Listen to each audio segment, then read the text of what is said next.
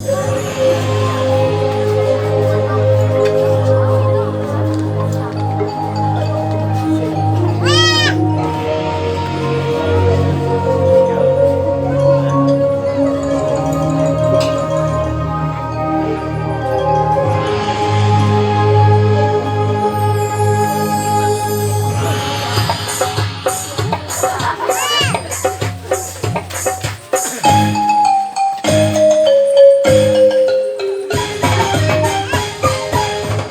sống giữa đêm khuya lạnh thì xin báo tin cho mộng đồng, đừng bối rối tin lành đây, tình vui lớn cho trần gian. Mình cứu Chúa đã giáng trần, anh đã biết thôn quê nghèo nàn, một mình mang trong vô chôn chiên, vui làm lời giáng sinh vì ta.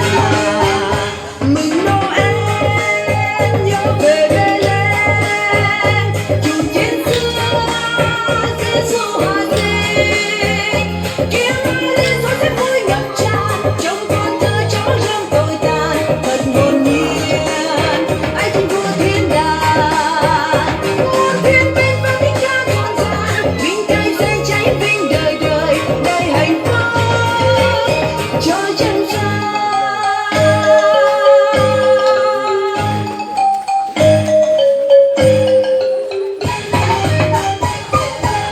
Theo ánh sao lạ dẫn đường, nhân thái bôn ba tìm ngài, từ chốn dân xa miền đông, mong tôi chí tôn vui sinh.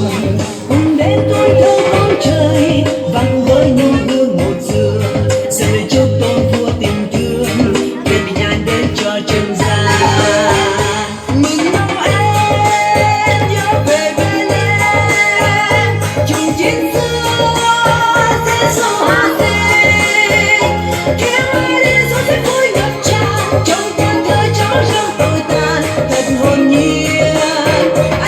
Thiên đàng muôn thiên bên và tiếng ca rộn ràng, vinh thanh sẽ cháy vinh đời đời, đầy hạnh phúc cho chân gian.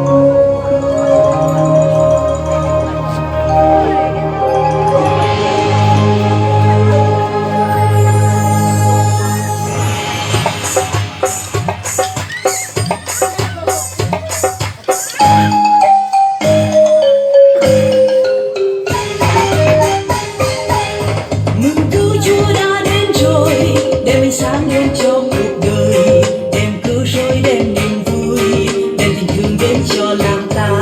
Mình cứu Chúa đã giáng trần, bao câu hát ngân vang nhịp nhàng, hòa cùng tiếng chim ca rộn vang, đưa lòng ta đón mùa bình an. Mừng Noel, hãy cùng ta lên làm buôn ta hát khen ngợi Cha, ca khen Cha ban Giêsu từ trời. Bao yêu thương Thiên Chúa mang vào đời, thật tình yêu Chúa Chúa cao lắm Thầy. Anh Giêsu nhớ nơi ta biển rộng, đem an vui tươi mới cho mọi lòng, ban sự sống cho lòng ta.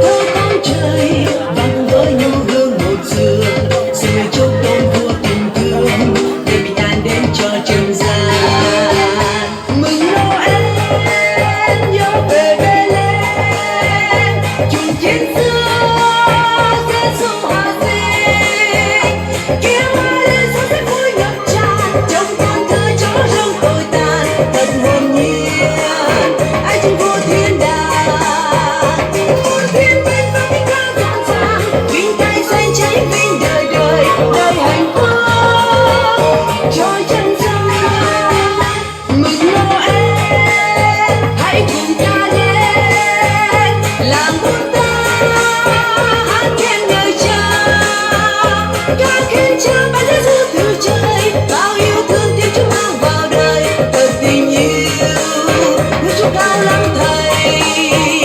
Ông sẽ xuôi như núi cao biển sâu, đem an vui tiếng nói cho mọi lòng, ban sự sống cho lòng ta.